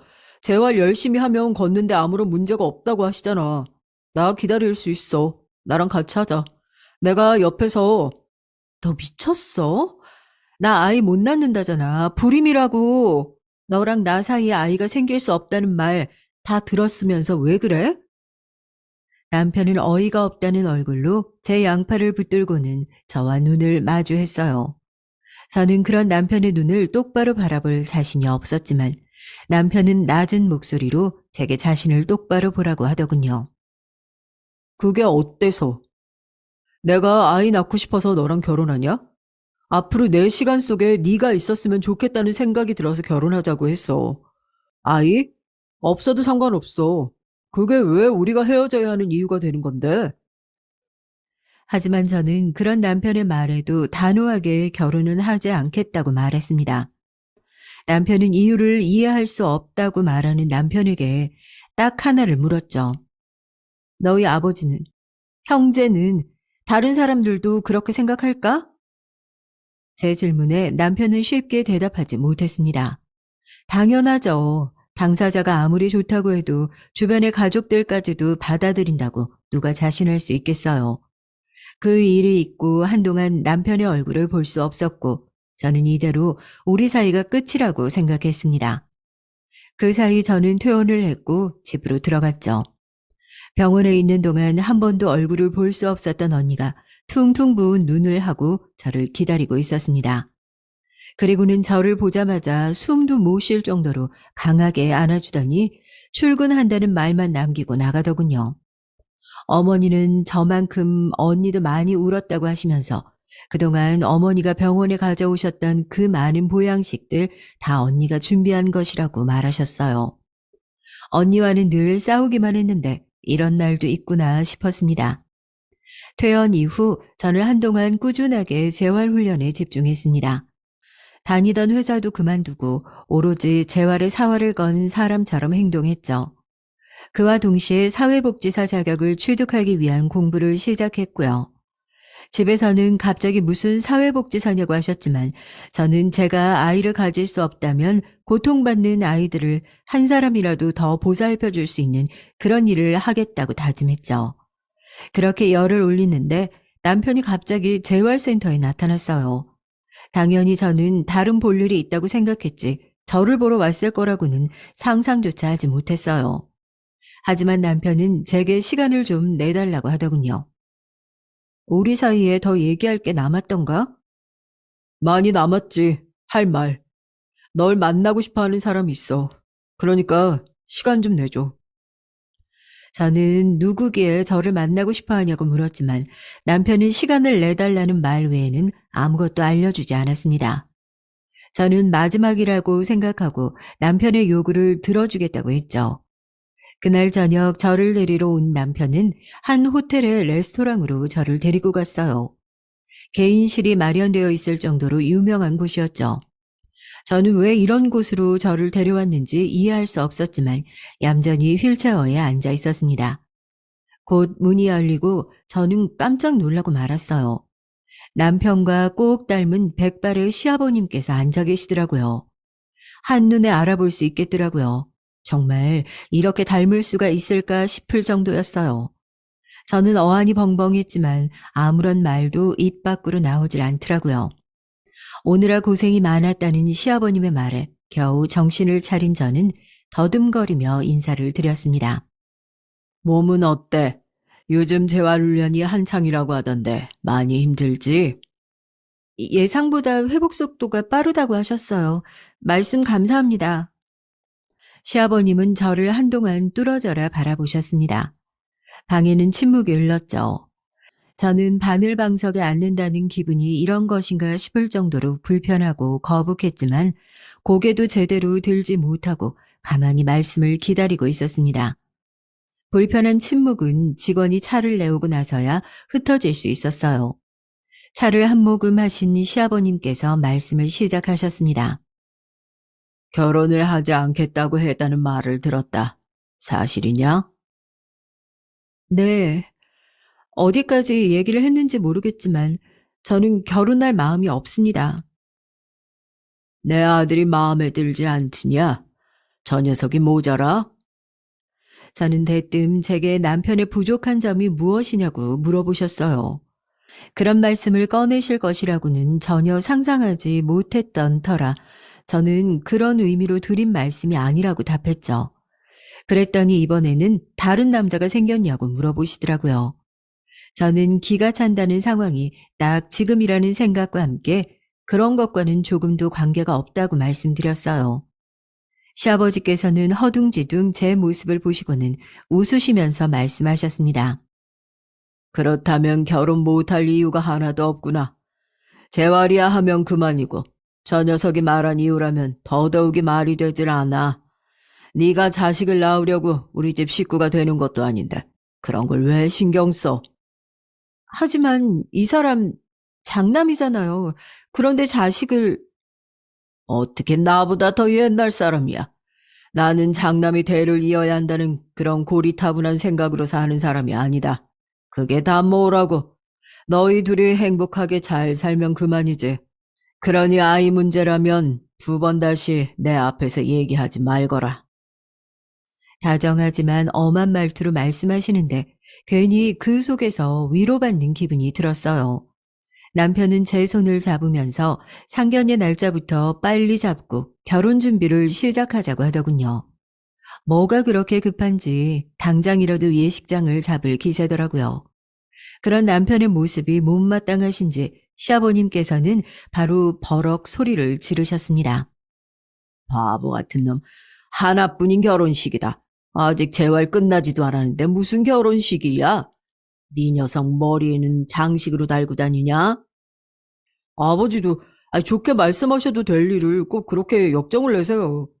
미안해. 내가 그냥 마음이 급해서 그랬어. 우리 천천히 너 재활 끝나면 그때 결혼식 올리자.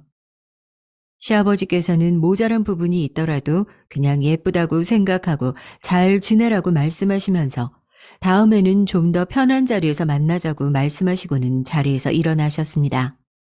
그날 이후로 남편은 제가 재활 훈련을 하는 날이면 어김없이 나타나 함께 있어줬죠. 그러다 해고라도 당하면 어떻게 하느냐고 물었지만 시아버님께서 다 용서해 주실 것이라고 말하면서 장난스럽게 웃더라고요. 그렇게 몇 개월이 시간이 지났습니다.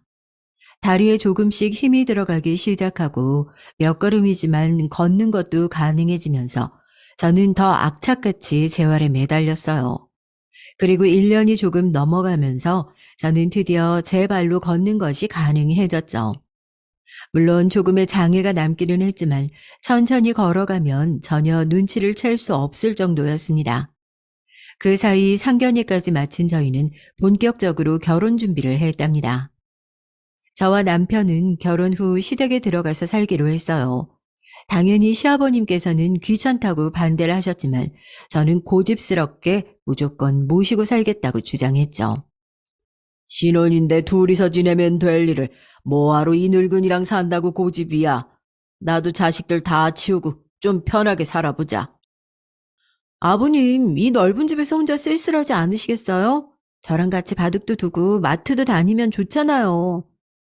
좋기는 무슨, 귀찮기만 하다니까. 아유, 왜 이렇게 고집을 부려?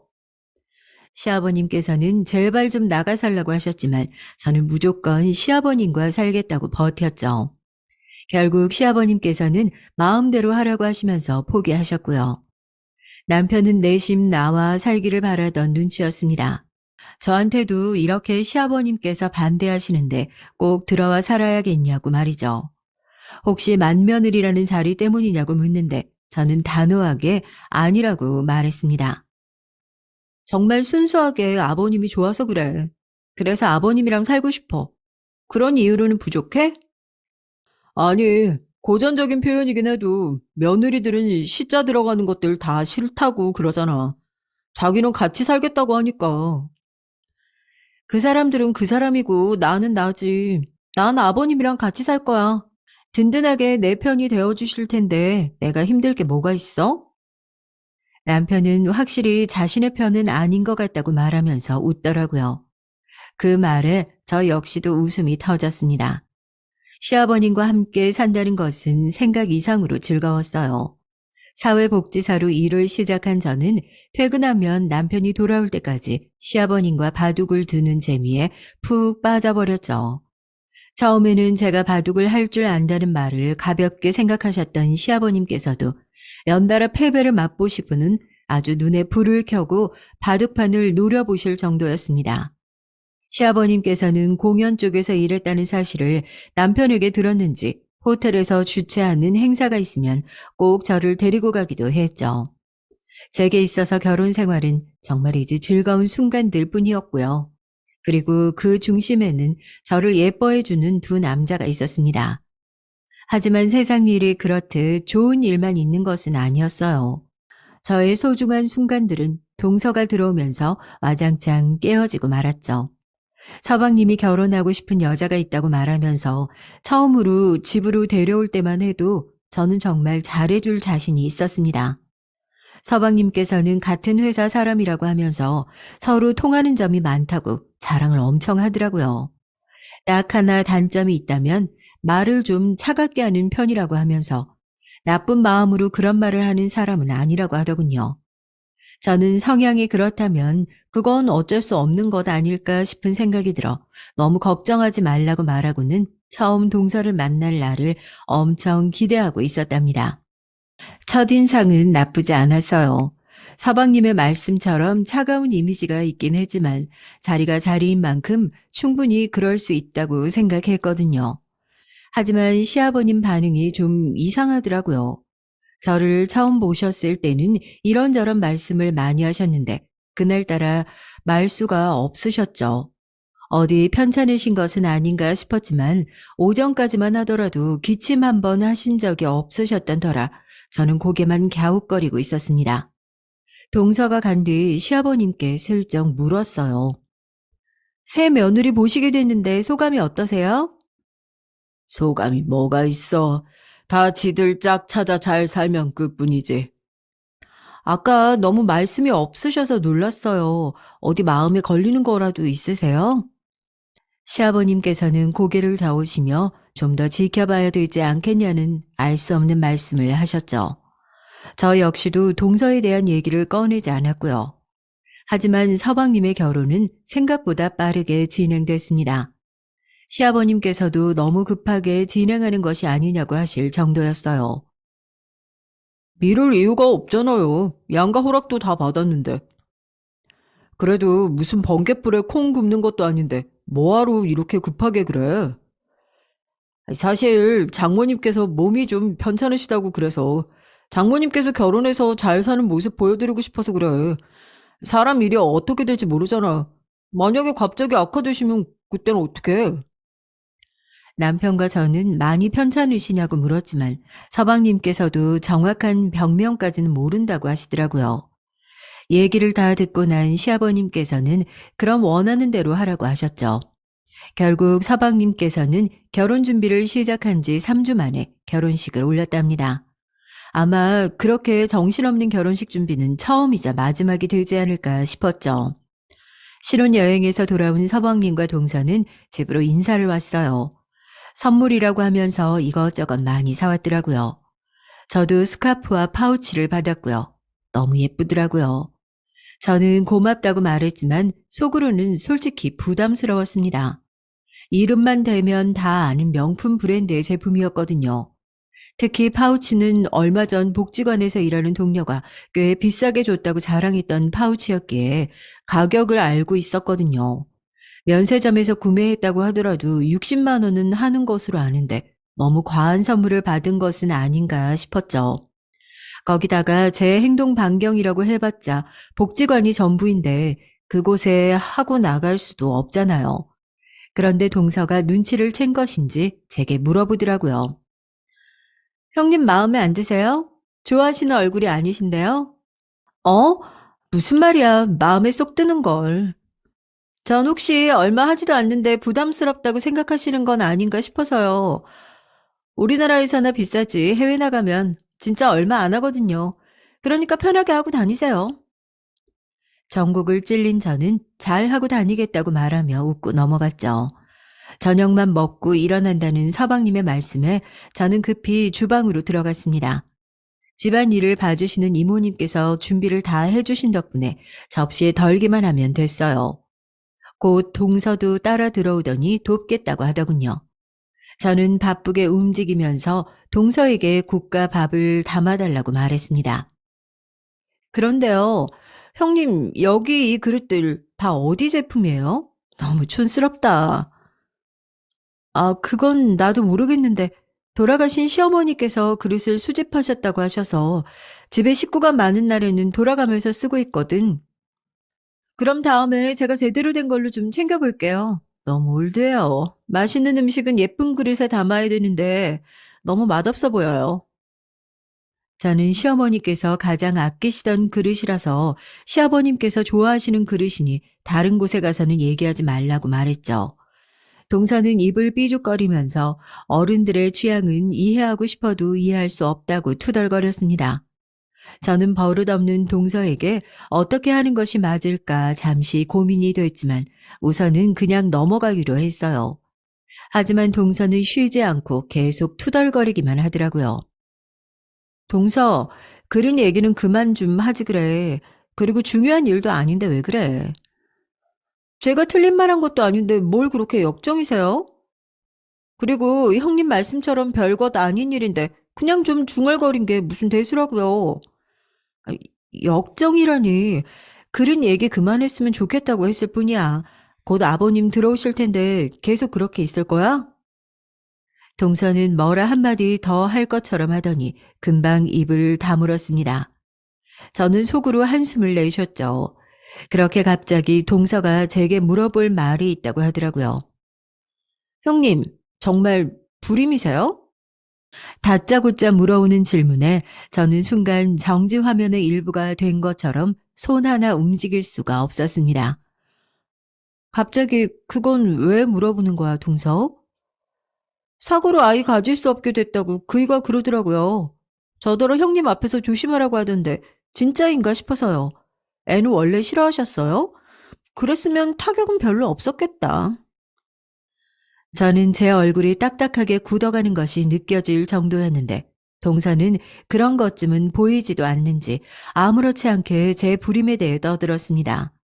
도대체 그 사실이 제게 얼마나 고통이고 아픔인지 생각을 한 번이라도 해봤을지 의문이 들 정도였어요.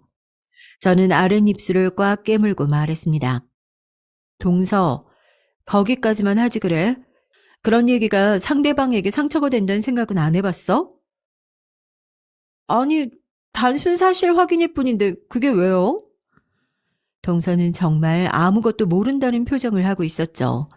하지만 저는 그 속에서 악의를 고스란히 느꼈습니다. 순진한 척하고는 있지만 지금 이 상황이 너무 재밌다는 얼굴을 하고 있었죠. 저는 동서와 잘 지내보겠다는 생각을 바로 머릿속에서 지웠습니다. 이 상황이 재밌나 봐.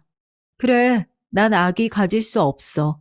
사실 확인하고 싶다며? 이제 됐어? 제가 순순히 대답을 하자 동서는 김 빠진 얼굴을 하고는 고개를 돌렸습니다. 저는 너무나도 불쾌한 기분이 온몸을 기어다니는 것 같았지만 꾹 참았어요. 식사가 마치자 동서는 내일 출근이 있다고 하면서 자리에서 일어나더군요. 서방님께서는 뒷정리를 돕고 가야 되지 않겠냐고 말했죠. 하지만 동서는 회사에 급히 연락을 취해야 한다고 말하면서 그대로 시아버님께 인사를 드리고 가버렸어요. 도망치듯 나가는 뒷모습을 보면서 마음속으로 몇 번이고 소금을 뿌렸답니다. 동서의 만행은 그날이 끝이 아니었습니다. 얼굴을 마주할 때마다 제 속을 뒤집을 작정을 한 사람처럼 행동했어요. 시댁에서는 제사를 집에서 지냈거든요. 동서가 시집 오고 나서 처음으로 맞이한 제사가 바로 시어머니의 제사였죠. 저는 이른 아침부터 부지런히 상에 올라갈 음식을 준비했어요.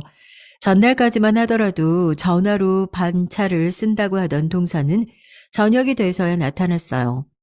반차를 받았다고 했는데 갑자기 일이 꼬여서 어쩔 수 없었다고 말하며 웃더라고요.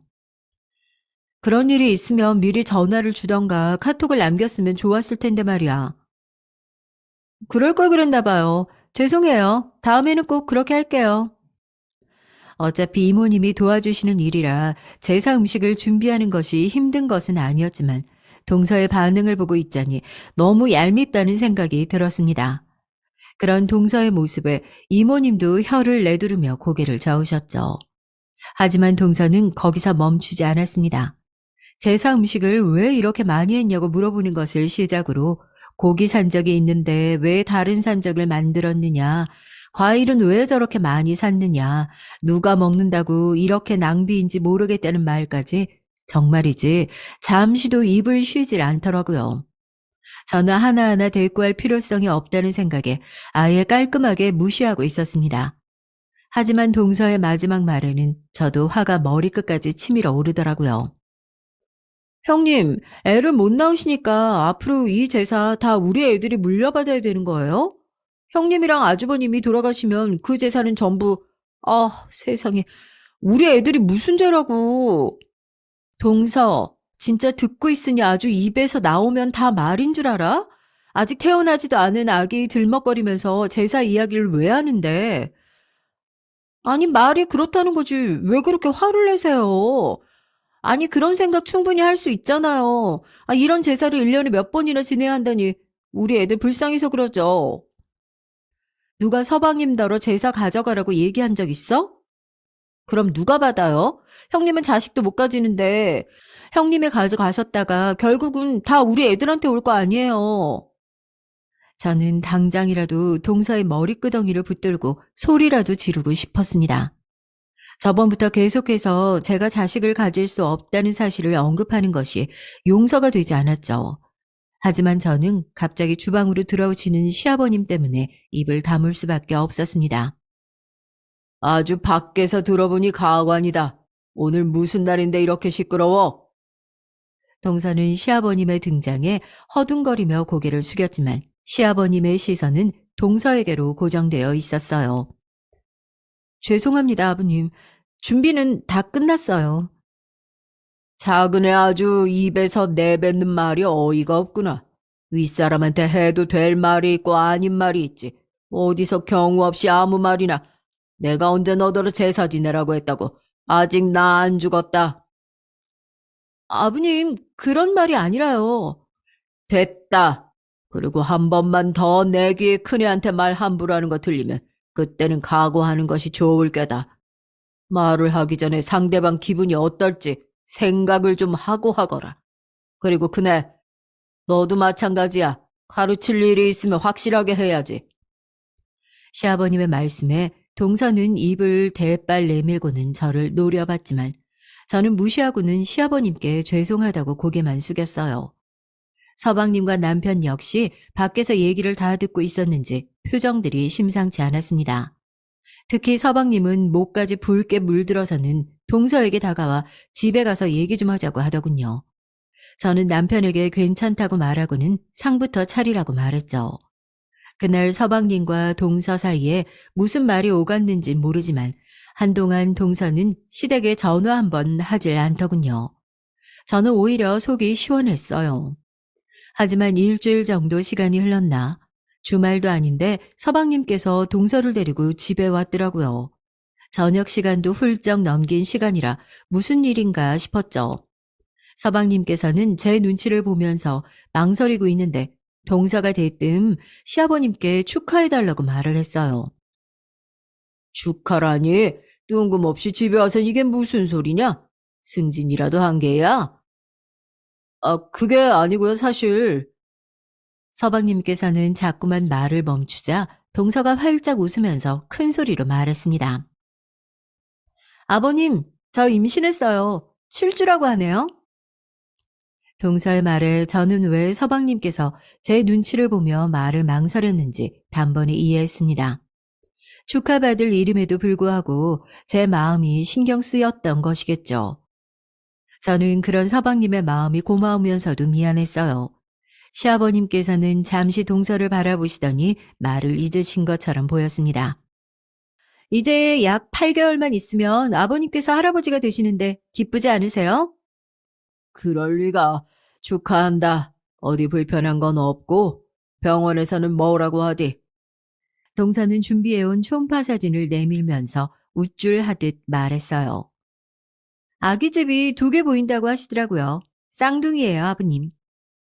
저와 남편은 놀란 얼굴로 서로를 바라봤습니다. 쌍둥이라니 2배로 축하할 일이었죠. 동서가 얄밉게 행동한 것과는 상관없이 저는 진심으로 축하 인사를 건넸습니다. 서방님, 정말 축하드려요. 동서 축하해. 동서는 제 축하에 건성으로 고개를 끄덕이더니 시아버님께 초음파 사진을 선물한다고 하고는 자리에서 일어났습니다. 시아버님께서는 컨디션 관리 잘 하라고 하시고는 축하한다는 말을 또 건네셨죠.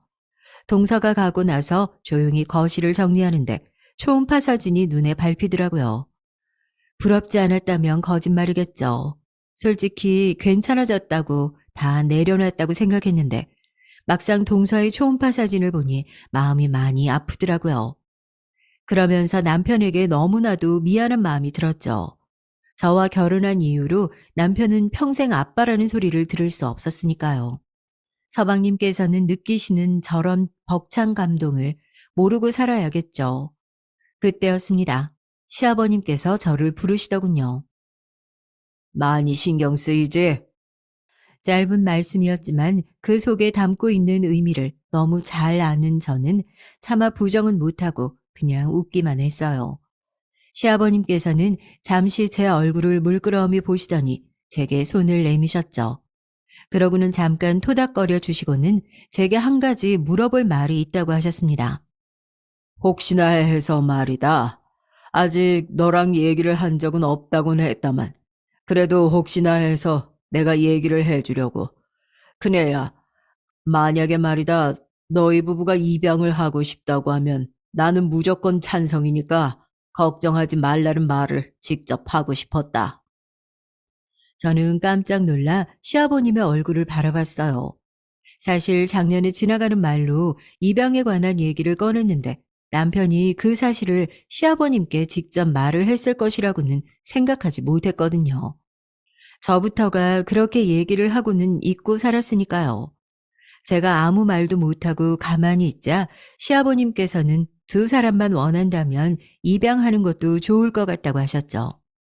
저는 금방이라도 눈물이 나올 것 같았지만 꾹 눌러 참고 의논해 보겠다고 말했습니다. 밖에서 듣고 있었는지 남편이 웃으면서 입양에 대해 진지하게 생각해 보자고 말해줬어요. 남편과 시아버님께 입양에 관한 얘기를 듣고 나니 엄마가 되고 싶다는 욕심이 하루가 다르게 자라더군요. 그래서 정식 기관에 가서 절차에 대해 상담을 받기로 했죠. 입양 절차라는 것이 간단한 것이 아니잖아요. 쉽게 결정되어도 안 될 일이었고요. 저희 부부는 좋은 결과가 있기를 바라며 성심을 다해서 서류를 준비했답니다. 그 사이 동서의 배는 하루가 다르게 불러가고 있었습니다. 애들이 언제까지 크려고 이러는지 숨쉬기 힘들어 죽겠어요. 허리도 아프고. 짜증나. 진짜 언제까지 이러고 있어야 하는 건지 모르겠어요. 집에만 있으려니까 답답하고 그냥 빨리 좀 나왔으면 좋겠네. 산딸이 다가오자 동서는 짜증이 늘더군요. 동서란 사람도 한결같다고 생각을 하면서 출산 준비한다고 이것저것 사들인 것을 구경하고 있었죠. 그런데 아무리 둘러봐도 아이 신발이 없더라고요. 예전에 언니에게서 들었던 말인데 태어날 아기에게 신발을 선물하면 튼튼하게 자란다는 말이 있다고 하더라고요.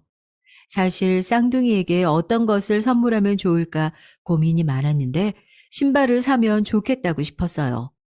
저는 남편과 함께 백화점을 방문해 예쁜 신발을 골랐답니다. 아이 용품들이 다들 어찌나 귀엽고 사랑스러운지 선택하는데 한참이 시간 걸렸어요. 다음날 저는 한껏 들뜬 마음으로 신발을 들고 동선의 집으로 향했는데 서방님께 전화가 왔어요. 새벽에 진통이 시작돼서 병원에 왔다고 말이죠. 방금 수술을 마치고 아이들이 건강하게 태어났다고 말입니다. 저는 차를 돌려 시아버님을 모시고 동서가 있는 병원으로 향했습니다.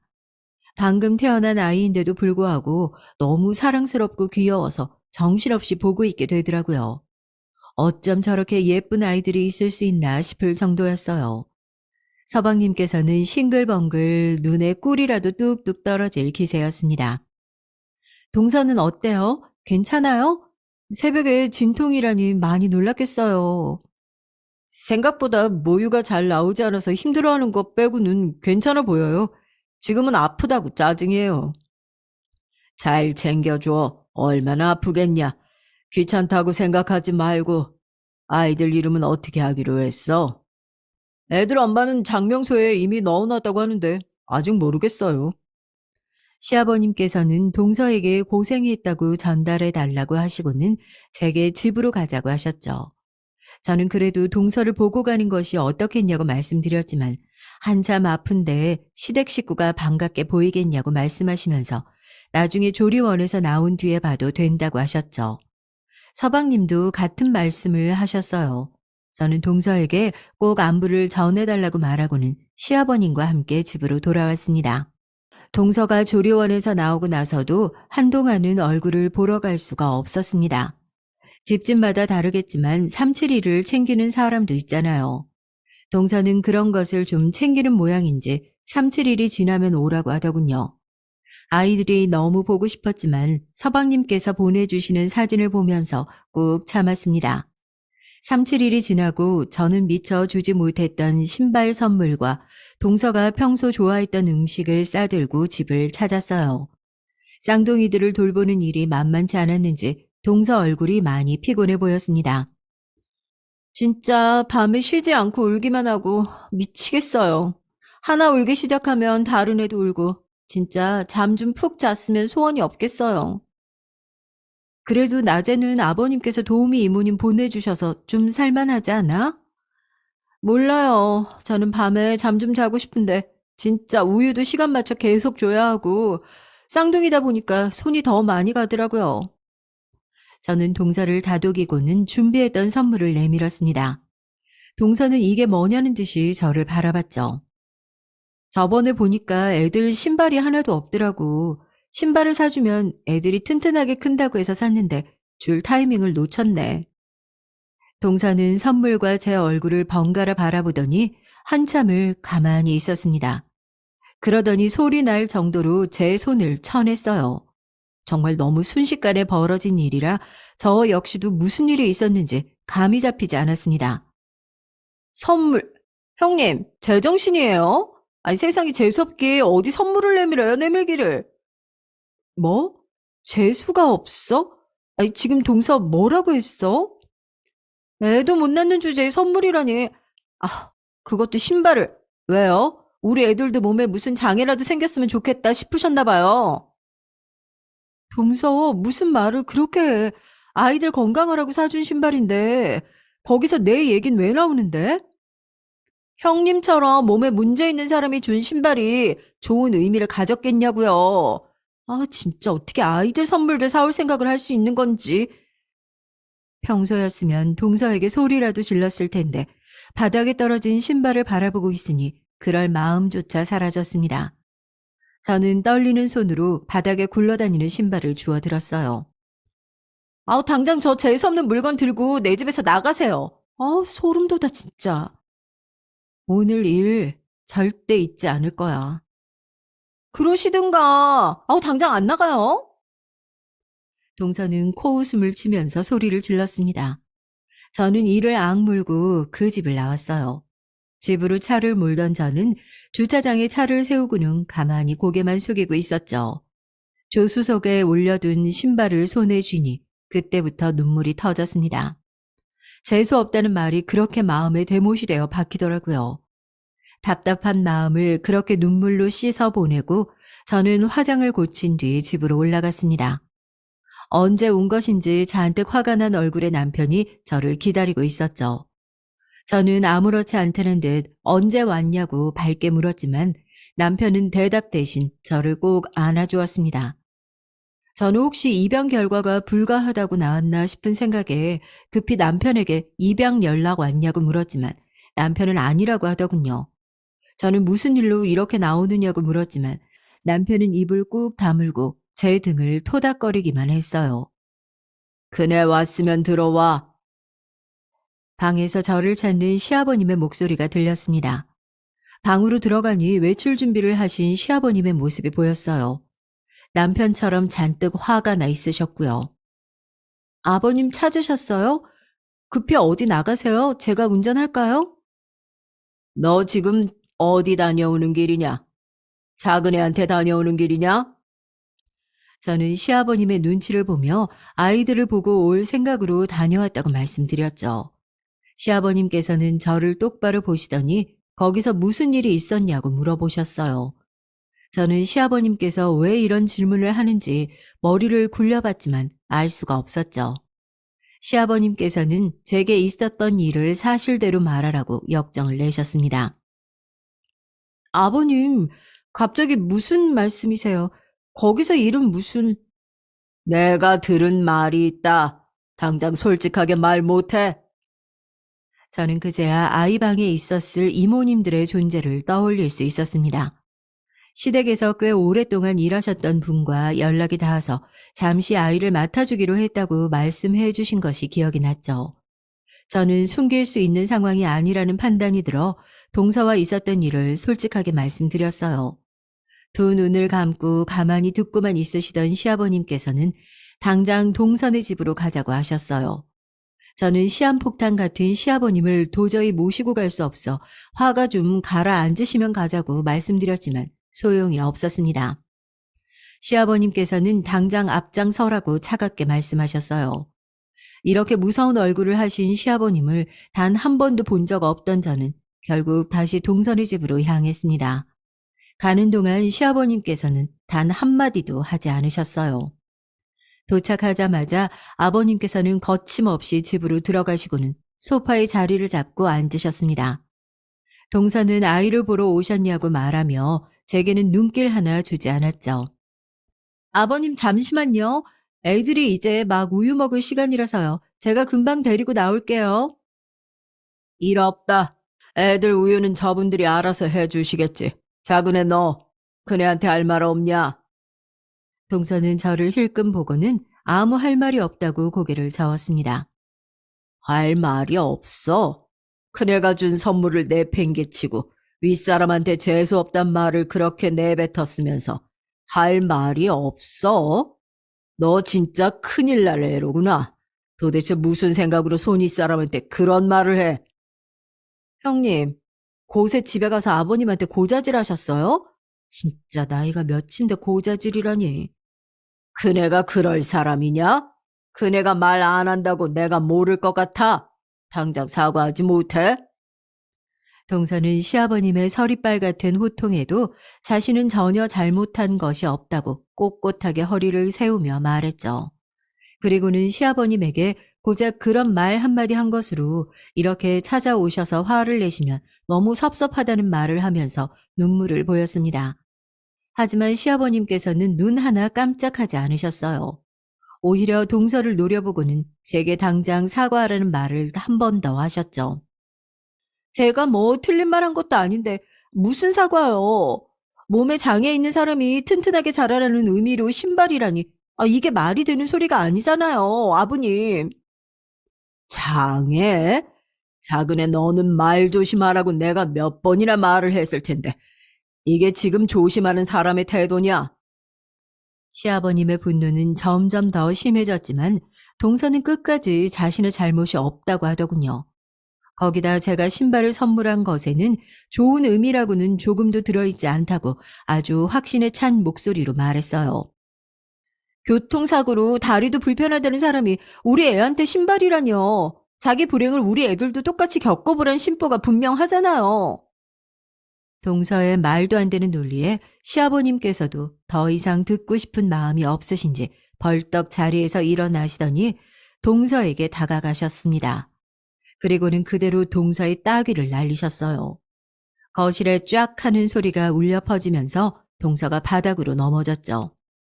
시아버님께서 직접 손을 대실 것이라고는 조금도 생각하지 못했기 때문에 저는 한 발자국도 움직이지 못했습니다. 동서는 믿을 수 없다는 표정을 지으시며 시아버님을 바라봤습니다. 한 대를 맞았을 뿐인데 얼굴이 빠르게 부풀어 오르더라고요. 감히 우리 집안을 속여서 결혼을 했으면서 뭐? 큰애가 어쩌고 저째? 속이다뇨. 아버님, 어떻게 저한테 이러실 수가 있으세요? 아버님 손주를 낳은 사람은 바로 저라고요. 동서가 소리를 지르며 시아버님께 대들었죠. 시아버지께서는 한쪽 입꼬리를 살짝 올리시더니 동서를 노려보며 방에 있는 저 아이들이 정말 자신의 손주가 맞는지 물어보셨습니다. 시아버님께서 동서의 따귀를 때렸을 때보다 더 무거운 침묵이 집안을 가득 채우고 있었습니다. 저 역시도 당황스러운 얼굴로 시아버님을 바라볼 정도인데 동서는 더했죠. 충격으로 입을 떡 벌린 상태로 움직이지도 않더라고요. 대답해봐라. 저 애들이 정말 둘째 자식이야. 네가 만나고 다니는 동창이란 놈 자식 아니고? 아버님, 그게 무슨 말씀이세요? 동창이라뇨. 누구 말씀하시는데요. 그리고 아이들이야 당연히 그이 자식이죠. 제 뺨을 때리신 것으로 부족하셨어요? 당연히 둘째 자식이라고. 내가 아무것도 확인한 것도 없이 여길 왔다고 생각하는 게냐? 시아버님께서는 안주머니에서 몇 장의 사진을 바닥으로 뿌리시고는 동서에게 직접 확인하라고 말씀하셨어요. 저는 조심스럽게 사진을 주워들었죠. 모텔에서 사이좋게 팔짱을 끼고 나오는 남녀가 찍혀 있었습니다. 남자는 어디서 봤는지 몰라도 낯이 많이 익더라고요. 하지만 여자는 누가 봐도 동서가 확실했습니다. 동서는 사진을 보고는 화들짝 놀라더군요. 이걸 어떻게... 왜? 내가 이걸 어디서 손에 넣었는지 궁금하냐? 이 남자가 나를 찾아왔더라. 네가 낳은 자식이 내 손주가 아니라 자기 아이라고 말이다. 아주 당당하게 찾아와서는 DNA 검사까지 하자고 요구했지. 나도 처음에는 설마 했다. 그런데 진짜 그 남자 자식이더구나. 시아버님께서는 동서에게 DNA 검사 결과지를 내밀며 직접 확인하라고 말씀하셨어요. 동서는 시아버님께서 내민 결과지에는 시선도 주지 않고는 바로 시아버님의 다리에 매달려 한 번만 용서해달라고 빌기 시작했습니다. 아버님, 진짜 제가 잘못했어요. 제발 그이한테는 말하지 말아주세요. 장난이었어요. 헤어지기로 합의했고 그날이 정말 마지막이었어요. 언제까지 거짓말을 늘어놓을 생각이야? 최근까지도 만나고 있었다는 사실 내가 모를 줄 알았느냐? 시아버지의 말씀이 끝나기 무섭게 저는 왜 그 남자가 낯이 익었는지 기억이 났죠. 온 몸에 소름이 돋을 정도였습니다. 동사는 끝까지 아니라고 우기고 있었어요. 그 남자 동선의 아파트 담당하는 경비원 맞지? 단지 입구에 있는... 뭐? 그놈이 여기에 있어? 제 말이 끝나기도 전에 동서가 무서운 얼굴로 저를 노려봤습니다. 방금까지 시아버님의 다리에 매달려 용서해달라고 눈물을 보이던 사람이라고는 보기 힘들었죠. 시아버님께서는 이것마저도 연기였냐고 하시더니 이제는 동서라는 사람이 너무 징그럽다고 말씀하시면서 변호사를 보낼 테니 이혼 서류에 얌전히 사인하라고 하셨어요. 절대로 이혼 못해요. 저는 안 해요, 아버님. 누가 네 아버님이야? 고집 부리면 재판으로 가는 거지. 얼마가 들어도 상관없다. 내 반드시 이혼시킬 생각이니까. 시아버님께서는 제게 가자고 말씀하시고는 자리에서 일어나셨습니다. 집을 나서는데 동서가 죽어도 이혼은 안 할 거라고 고래고래 소리를 질렀어요. 어디서 소리를 질러? 조용히 해. 뻔뻔한 줄은 알았지만 이 정도일 줄은 정말 꿈에도 몰랐네. 내 입이 더러워질까 더 이상 길게 말하고 싶지도 않다. 시끄러운 일 만들지 말고 시키는 대로 하고는 우리 가족 눈앞에서 당장 꺼져. 애들이 불쌍하다 진짜. 제 말에 동서가 더 소리를 높이자 그 소리에 놀란 아이들이 우는 소리가 들렸지만 뒤돌아보지 않았습니다. 뒤늦게 모든 사실을 알게 된 서방님께서는 무척이나 충격을 받으셨는지 한동안 아무 말도 못하고 가만히 앉아만 있었죠. 자신의 아이가 아니란 사실을 받아들이는 것은 힘겨워 하셨어요. 동서는 끝까지 이혼하지 않겠다고 버텼습니다. 집으로 몇 번이나 찾아와서는 용서해달라고 몇 번이나 빌었죠. 하지만 시아버님도 서방님도 끝까지 이혼을 하겠다는 입장이셨어요. 결국 서방님 부부의 이혼은 재판으로까지 번졌고 그 재판에서 판사는 서방님의 손을 들어줬죠. 거기다 동서의 내연남은 동서가 자신을 속이고 아이를 낳으며 그 아이를 다른 사람의 자식인 양 둔갑시키려 했다고 동서에게 소송까지 걸었다고 하더군요. 결국 동서는 위자료는커녕 아이들을 데리고 쫓겨나듯 집에서 나가야만 했죠. 그 일이 있은 이후 시댁의 공기는 엄청 무거웠습니다. 서방님이나 시아버님의 웃는 모습을 보는 것이 힘들 정도였어요. 동네에서도 저희 집을 두고 말들이 많더군요. 온갖 루머들이 판을 치고 있었어요. 그런 와중에 정말 너무 반가운 소식이 찾아왔습니다. 저희 부부가 입양 절차에 따라 아이들을 입양할 수 있다는 연락을 받은 것이죠. 남편은 입양 처음부터 무조건 딸이어야 한다고 말했어요. 첫째는 무조건 딸이어야 한다고요. 실제로 저희가 입양을 하기로 한 아이는 남편의 바람대로 아주 귀여운 여자아이였습니다.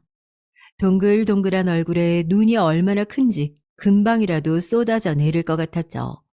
아이를 보고 있다 보니 눈에 넣어도 아프지 않다는 말이 왜 나왔는지 알겠더라고요. 집으로 온 첫날부터 시아버님께서는 아이에게서 눈을 떼지 못하시더라고요. 남편도 마찬가지였고요. 버릇 잘못 든다고 그렇게 말해도 퇴근하고 들어오면 아이를 바닥에 내려놓지를 못하더라고요. 시아버님께서는 유난이라고 하시면서도 아이가 낮잠을 자고 있으면 그 머리맡을 지키고 앉으셔서는 한참을 바라보고 계셨죠. 우리는 아이의 이름을 하늘이라고 지었어요. 하늘처럼 넓은 마음을 가질 수 있기를 바라면서 말이죠. 가슴으로 낳은 우리 하늘이가 건강하게 자라서 본인이 하고 싶은 일을 하면서 살 수 있는 미래가 오길 바라며 제 얘기를 들어주셔서 정말 감사드립니다.